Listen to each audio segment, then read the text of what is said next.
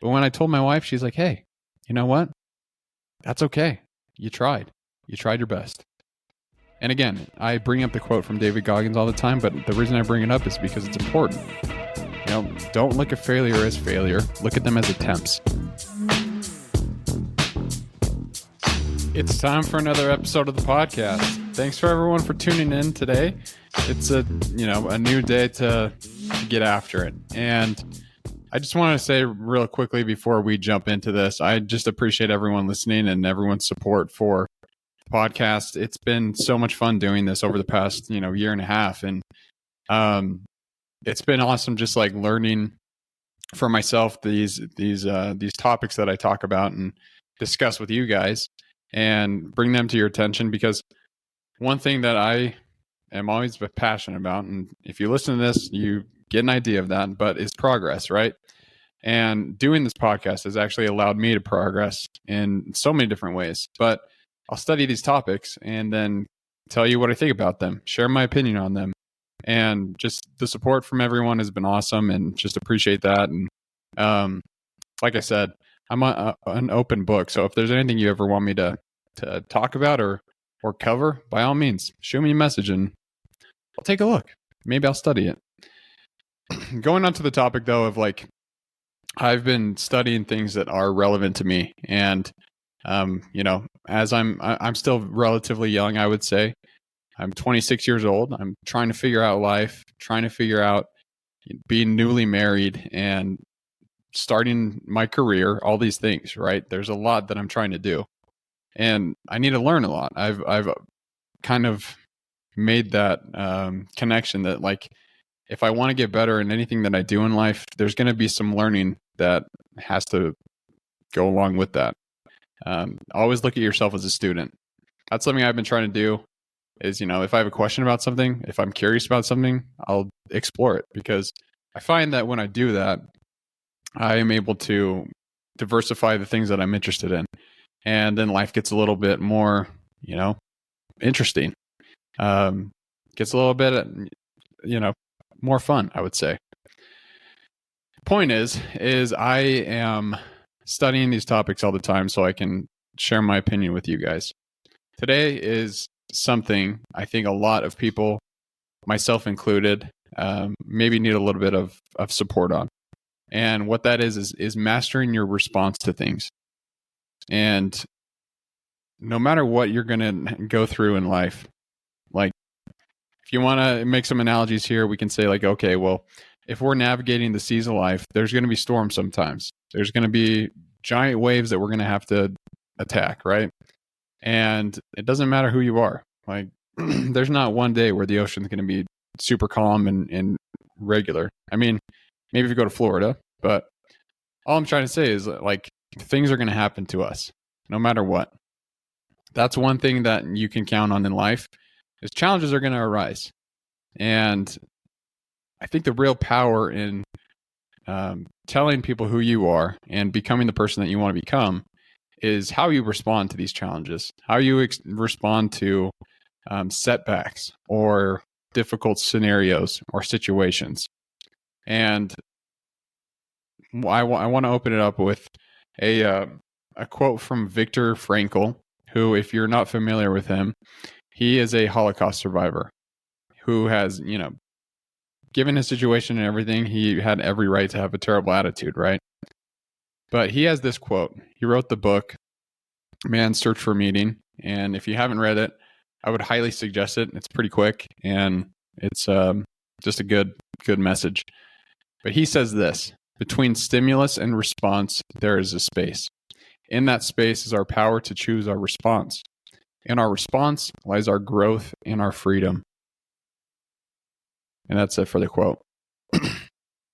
But just try and comprehend that Viktor Frankl was in concentration camps, but he recognized that, no matter what, they can never take away his response or his ability to choose his attitude.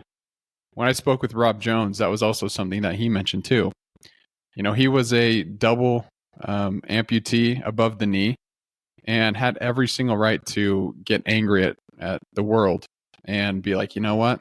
Why did I have to go fight that stupid war? Why was this my job that I would have to go search for these mines? And he could just be like I've mentioned before, Lieutenant Dan, and from Forrest Gump, who just looks at the world in a negative scene, and that's all they see is the negativity. But Rob Jones, his entire message that he promotes with Echelon Front, which is Jocko's consulting company, and just on his Instagram and social media is, you control your attitude. That's one thing you can own is your attitude. And so all these people who have, these stories of difficult scenarios that they've gone through, but have made it through because they've decided to have a better attitude on things, decided to have a positive outlook. And it's easier said than done. I understand that, which again, that's why I'm covering this topic, is so I can get better at this myself. But controlling your response, that's where the power lies, is in our response. And there's lots of people who we can look to for examples of this. Like I've mentioned Jocko before, David Goggins and all these other ultra marathon runners who I've mentioned, they're good examples of like, when things go wrong, they still keep going because they have an end goal in mind. And there's another quote that I really like from, I can never say this, so bear with me, but Epictetus, he's a Stoic, but he says it's not what happens to you, but how you react to it that matters. So let's just, for example, let's just make a scenario here. Let's say you lose your job and you go home to your wife and you're like, hey, I lost my job today. Really, there's two options for you. One, go crawl in bed. Go crawl in bed, be a little sad, freak out a little bit, or take the proactive approach and say, I lost my job. Tell your wife, tell your husband, whatever. And then say, I lost my job. But here's the steps I'm going to take to start looking for another one. Here's the plan of action. Like that, it has so much power in it. And that's really what I would say is when these challenges arise, the best way to combat them is through action, like taking steps and trying to figure out ways that you can improve the situation or get through it. And it's going to take time. Like you're not going to be perfect right out the gate, but over time, you will understand that, there actually is a lot of power in taking a step back when things happen to you and controlling how you respond.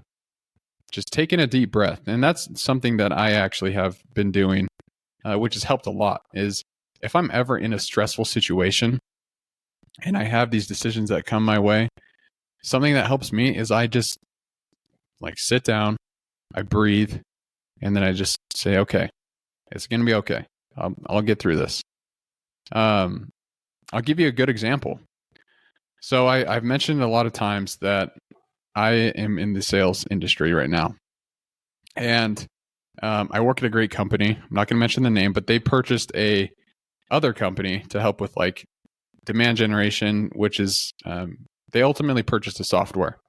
And I had the opportunity early back in August to go sell that software for other people and try and, get more clients for this company, the sister company underneath the parent. And it was the first time I ever had like a real specific closing role. And it was tough. It was probably the hardest job I've had up to this point because like there was so much preparation that needed to go into it. I needed to be dialed in every single day. There was a lot of work that had to go. So I was traveling to lots of trade shows, putting in tons of steps on my legs, which was hard because I'm still training for a marathon. But it was a very demanding job and it was tough. And, I gave myself some grace in the beginning of it where, 3 months in, I hadn't closed my first deal. I hadn't done anything where I was, proud of my work. I was just trying to develop a pipeline and all this stuff. And it was hard. But at the end of the year, I ended up not hitting my number. I didn't get to where I wanted to be. And it's January 27th now. But about 2 weeks ago, my boss pulls me into his office and pretty much tells me that I wasn't able to do the job. He said, there's certain things that he thinks I need to learn more of before I take a closing role like this. And I pretty much got fired from that job. Luckily, there was another spot within the parent company that I was able to go back to. But it was hard. It was hard to hear that. Because in my head, like, I'm telling myself, like, oh yeah, I can do this. Like, this is going to be a good new job for me. Like, I just got married. I'm going to be able to provide for Allie and I and really take care of us. And come to find out, I got fired. It was hard. But there were so many lessons that I've learned. And so luckily I was able to be taken back to the company. And now I have another sales job for the overall parent. But so my situation worked out a little bit in that sense. But I was given two decisions. He either said, like, hey, we can take you back and you can go to this job, or you can, take a severance. I thought about it for a while and I was like, I don't want to take a severance. Like, that doesn't make sense to me right now. And so, yeah, I'm so happy that I'm back to where I'm at. But there was a lot of times when I, kind of shot myself in the foot. I was like, man, if I would have done X, Y, and Z differently, maybe I'd still be there. And all these things, like, but I made a conscious effort to say, you know what? This is a bad thing that just happened, but I'm going to make the most of the situation. And so now I'm showing up to work every day with a smile on my face, just happy that I'm lucky enough to have a job and that I am able to work with such great people. But I could have taken the alternative approach and been like, oh man, you know what? I just got fired. Maybe I suck. And then tell myself this negative story and beat myself up. Maybe I'd spiral and do something stupid. But like, there's so much power in controlling the response, and taking action is kind of what got me out of that. Is I realized, there's other things that I can be doing. This job isn't the end all be all thing. And again, I was fortunate enough to be, able to find another solution right away. But it could have taken the different approach. Like, I could have just been super pouty, gotten upset and embarrassed in front of my wife or whatever that was. But when I told my wife, she's like, hey, you know what? That's okay. You tried your best. And again, I bring up the quote from David Goggins all the time, but the reason I bring it up is because it's important. Don't look at failure as failure. Look at them as attempts. So attempt number 1. That's all it was for me. It was just my first attempt at a closing role.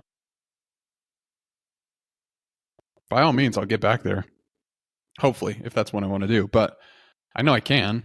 It's just lessons, right? Like, I was able to learn things that I probably needed to improve and get better at. So there's a lot of power in controlling how you respond to things. One thing that I tell Allie all the time, and you guys are probably well aware of this too, but I'm always like, running is such a good metaphor for life. Because it is. Like, I don't know how to tell you otherwise, but running seriously is one of the best metaphors for life. And the reason being is because it's hard and it never is easy. Like, obviously, if you're training consistently and you're putting in the work on a daily basis, weekly basis, whatever you might be doing, it'll be easier, but it'll never be like easy, right? Like, you'll get better at running, but it won't be easy. That's a lesson that I've learned. But with running, like, some days you're feeling on top of the world. Like, nothing happens. You don't have any pain in your knees or your ankles, or, you're just kind of going through it. The run, you kill it. You hit all your times. Other days, it's like you're just fighting for your life. And everyone knows that feeling when you run super hard and you're like, am I going to die? Is this the end? But like, everyone has those.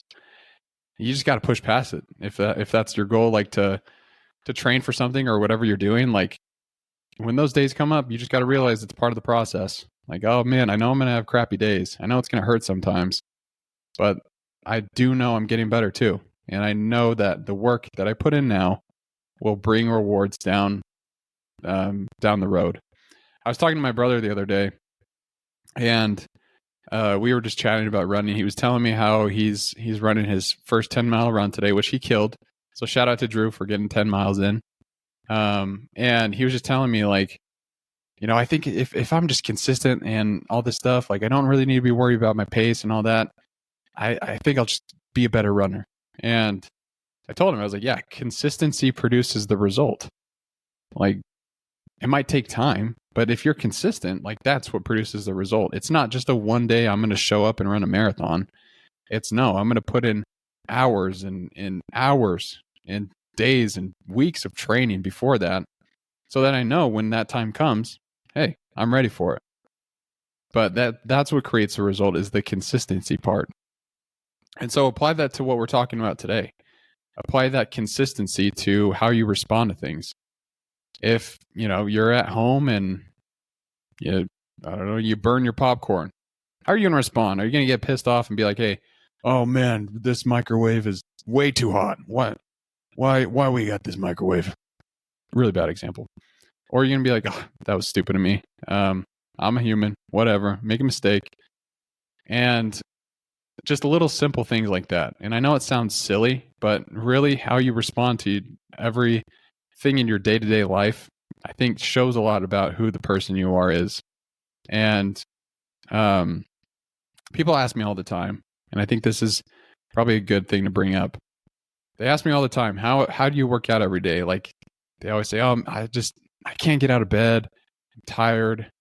And I tell them, I'm like, there's no easy answer. The answer is you just get up. But I've been doing it for a long time, and that's why I'm able to do it, because I've been consistent, and consistency produces the result.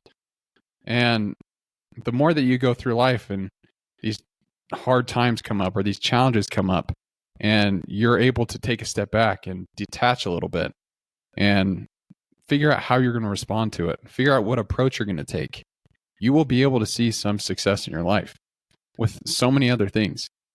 The other thing too is, like, I think you'll be more positive, because I have been. Like, I used to be a pretty negative kid. I used to be a worrywart, and I have all these stories where I would, like, freak out about tornadoes. Like, I lived in Arizona. Tornadoes were not going to happen. But, like, anytime there was, like, a dust storm, I would go to run to my mom's room and be like, we're going to die. It's tornado. Everyone look out. Let's wrap it up. Hopefully you guys have your wills in place. I literally thought we would die, but it was so random, right? Like, tornadoes aren't going to happen in Arizona. I would worry about things like zombies. I don't know, just random things. But the point I'm trying to make is I was just this, like, little tense kid who was always worried about stuff. And my mom, she would always say stuff like, hey, you don't have to worry about something until it happens. And that's something I've taken into my life and kind of, tried to live by, is, there's a lot of uncertainty in the world, but you don't have to worry about something until it happens to you or it's real.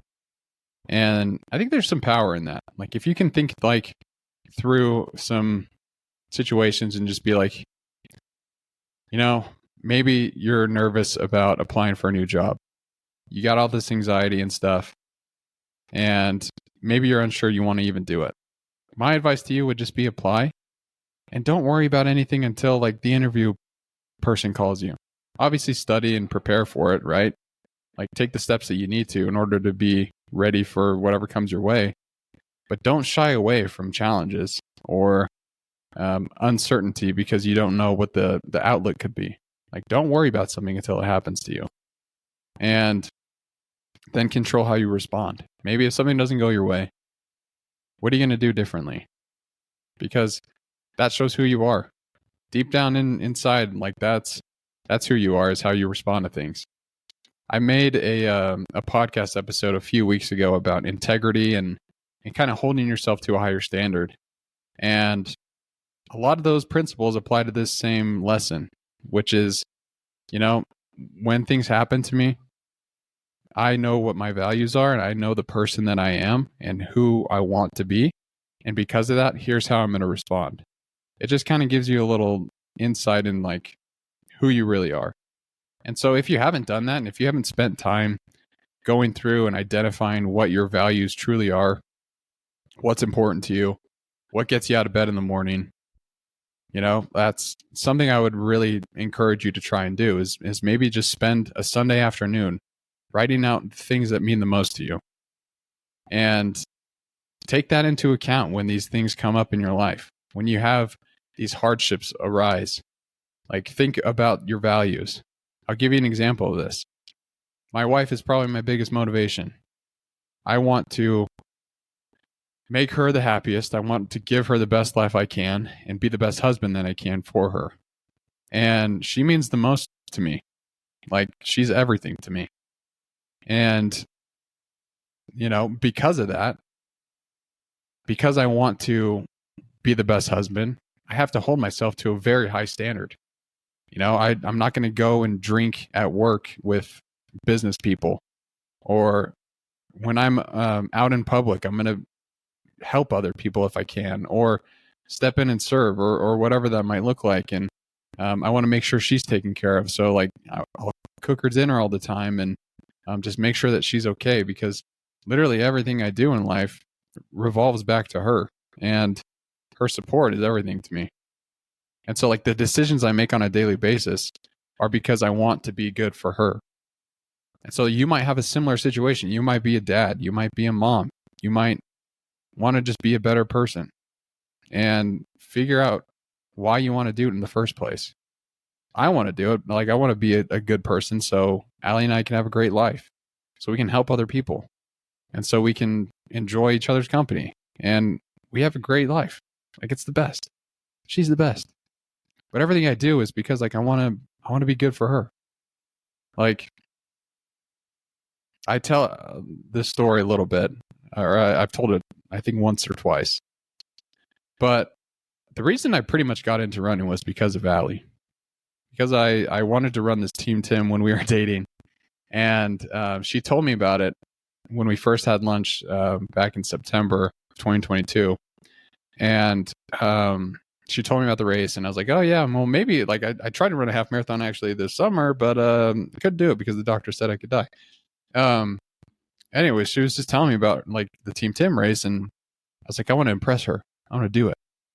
And so I got into running pretty much because of Allie, because I wanted to show up and do well at this race so I could impress this girl that I really liked. And now it's like a part of my life, and I've learned so much just from lessons of running. I know it might sound cheesy, but I'm understanding what's important to me, and it's taking care of my physical health. It's trying to inspire other people. It's being a good person, and Allie helps me achieve all those things. And so the decisions that I make and how I respond to things, it makes it a lot easier, because I know like she's in my corner, no matter what. Like, she'll be there, and I'm lucky that I have that in my life. You might not have something, and I'm sorry if you don't have someone that you can look to, or someone that believes in you the way that Allie believes in me. But having someone like that in your corner who's helping you and knows your goals, like that's the biggest motivator. And that honestly it's changed how I respond to everything. Like, anything that happens to me, any challenge that comes up, I involve Allie, and we talk about it, and we figure out a plan. So I guess that would be my advice, is if you have someone that, you know is in your corner, use them, and have them there to support you on those days when you need a little extra, boost of confidence, or you need someone to hype you up a little bit. Like, use that person. Because one thing in life that I've realized is relationships are the most important things. One of the most important things. And because of that, like, if you're able to talk to other people and work with them, and they know kind of what you're going through, it'll make it easier to respond to things because they will support you. And I know not everyone is as fortunate as I am or even have the opportunity to connect with people like that. But if you can find people who are willing to do something similar, by all means, that's why I talk about running so much, because there's such a community piece to it. And, you know, when you're all going through something hard together, you'll push through the pain. You'll push through the difficult challenges that come your way, the obstacles that arise. It doesn't matter. When you have a community and you have people who believe in you, it makes it so much easier and it makes it fun. That's why we love doing Team Tim, is because like people come into this race and they're like, I don't think I can run a half marathon. And then by the end, they're like, I can't wait to run next year. Because like we're all building each other up. We're all doing the same thing together. We're all supporting each other. We all know it's going to hurt. We all know that, you know, there's going to be times when we want to quit. But the fact that we're doing it together makes it easier. And it makes it a little bit more fun too. And just going back to what we were talking about a little bit, like it's so important to control how you personally respond to things. Obviously, you have to do some like self-reflection to know what your values are, know what you're trying to accomplish, and your goals might be different than mine. Like you might not want someone who you're married to, and I don't know. You should get married. It's pretty good. But maybe you don't want to be married. You just want to go through life yourself, and that's fine. Like just understand what your values are, because everyone's different. Everyone has different values. Everyone was from different backgrounds, and so not everyone is going to have the same goals, and that's fine. That's okay. What I'm trying to tell you is you just have to understand what works for you, and you have to understand what's important to you. Who are you? And how do you respond to challenges when they come your way? And Charles Swindoll has got this quote that I guarantee you've heard. He says, life is 10% of what happens to you and 90% of how you react to it. That 90% has everything from your attitude to action to your response to how you look at things, right? Like that 90% is so important. We all know things happen to everybody in life. Some things are tragic. There's going to be tragedies that happen. There's going to be great things that happen. Life is awesome, but it's hard sometimes. And it's not easy. People will tell me like, hey, Brett, like you inspire me. Like you are someone who I want to be like. Like, how do you get through those hard days? And the truth is I'm just like you guys. Like, I have hard days. There's days when I cry to Allie, or I get mad at work and things aren't going my way for a couple weeks. Can't make progress at work or at the gym or in my workouts, you know? Life happens to everybody, but how you respond to it determines who you are. And that's a lesson that I'm learning, which is very difficult to learn sometimes, but it is one of the most beautiful lessons I have learned. I'm getting kind of like, I don't know, I feel like I'm preaching here, but it really is true. Like, you got to figure out what's important to you, and based on that, it'll make it a little bit easier to respond when the time comes to face some challenges, to face some difficult circumstances. The thing that I don't want you to ever feel like is that you can't get through something. If there's a challenge that you're going through right now that you don't feel like anyone can relate to, one, I'm sorry, but two, you'll get through it. What can you do to respond differently? How can you change the situation to make it a little better, though? That would be my challenge to you. So if you're going through something, identify something that's the silver lining. Like maybe you're driving a car, you're going through a really hard life experience right now, but you see the mountains, you see the sunset. Maybe just take a little bit of gratitude for that. Because how you respond to things determines your life. It determines your happiness, in my opinion. So I appreciate everyone for listening to this episode. I kind of got cheesy when I was talking about my wife, but again, shout out to her. She's the best. There's no one like her. She got her job with Allegiant this week, so shout out to Allie. We'll have her come on and talk about her experience. And next episode is going to be a little bit more focused on actually, I'll keep it a secret. It'll be a good one. But I appreciate everyone for listening to this episode. And don't forget, you can always get through whatever comes your way. No matter what happens, you determine how you respond to it, and you determine the outcome of your life. So appreciate everyone for listening. If it was helpful at all, please share it with other people. We got Team Tim coming up in 2 weeks. And until that point, everybody, keep getting after it. Peace out.